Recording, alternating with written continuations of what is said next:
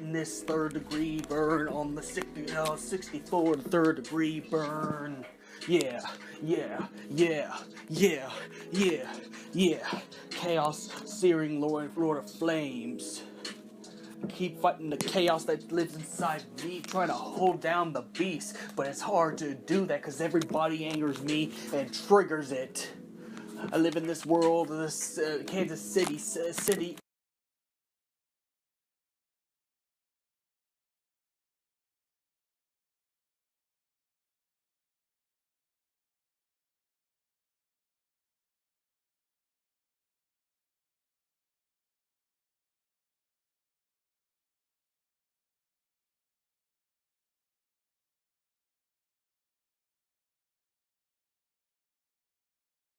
So what is up, my arch Vince of Chaos, your King of the Night, Vince Valentine EX Turk, coming back at you with a brand new video, and I'm going to be using these headphones that I just took from downstairs. This will be on my PC headphones, so that's what I'm using right now.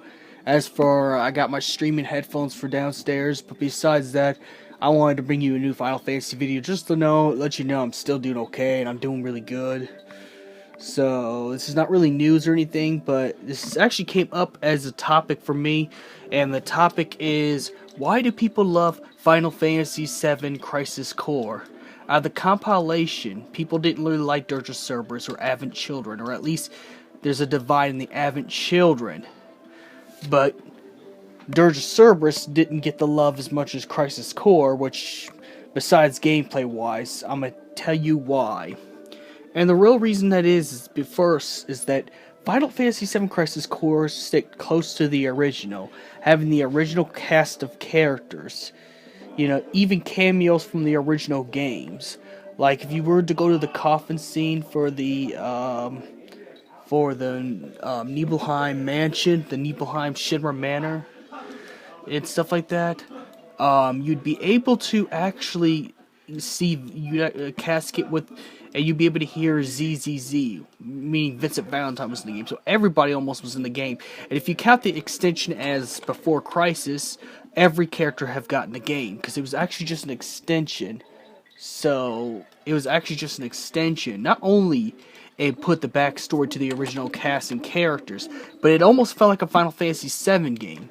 As an evil soldier betrays the Shinra company, becomes a real bad guy, and you have to defeat him. There's also the Shinra scientist as well. Shinra scientist as well, so as well you had to fight, as well as it was like in the original. Not to mention, it actually pretty much mirrored exactly the same, except in the original Final Fantasy VII, Cloud was an avalanche, as to Zack was, how Zack was in Soldier. But it mirrored exactly the same thing. Same thing as the opening when Zack jumps on the train when he's a second-class soldier.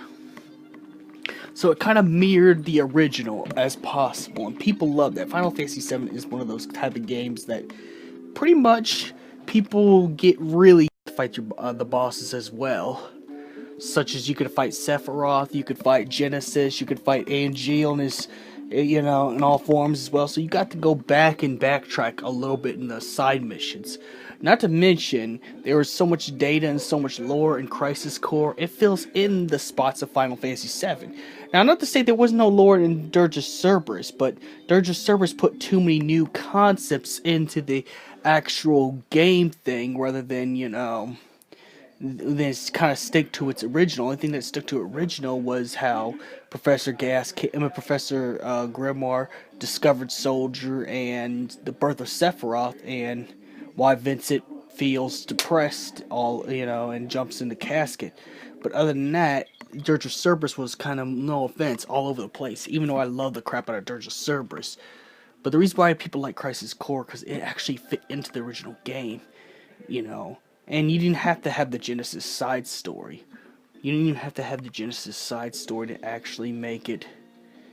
You didn't even have to have the Genesis side story to actually make it good. You could even skip the Genesis stuff and, which the Last Order, the OVA did.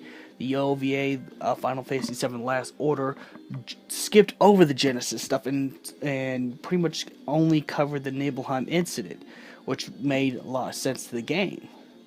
but also it was able to carry the compilation while itself too, because it had cameos to Dirge of Cerberus, Vice, and Nero. It had cameos to Genesis and what's going to happen in the future for Genesis. It had cameos for the original Final Fantasy VII without ruining either the compilation or the original game, which made the game really beloved by fans, because the fan base really loves the game. The fan base really loves, Crisis Core based off of that. Now, wishful thinking, it could be on the PS4, but the compilation is no longer canceled. It's not going to ever happen, but plus Final Fantasy VII Crisis Core was one of the other games that made people buy a PSP in the first place. Because they wanted to know what happened and the backstory of everything that happened before, the events of Final Fantasy VII. Not to mention, people love the character Zack. Zack was known as pretty much not only the original hero, but most people, there's a fan base divided of which is better, Zack or Cloud. But Zack has a huge fan base as it is, ever since he was teased in the original Final Fantasy VII. So, this game is pretty much big fan service that goes into the original while also going to the compilation without complicating things. Because you could skip compilation elements and still understand Crisis Core as a thing. As, for the other two things, Avid Children and Dirge of Cerberus, you really couldn't do that. But, I love the game, but I digress. It's just not. Yeah, I mean, it's stuck to the original, and that's why people love Crisis Core. That's why Crisis Core is known as one of the biggest handheld games of Final Fantasy as well. Plus, like I said, there's a huge fan base of Zack. So that's why people loved Final Fantasy VII Crisis Core. So may the crystal be with you. Don't forget to like my stream, which is King of the Night 57.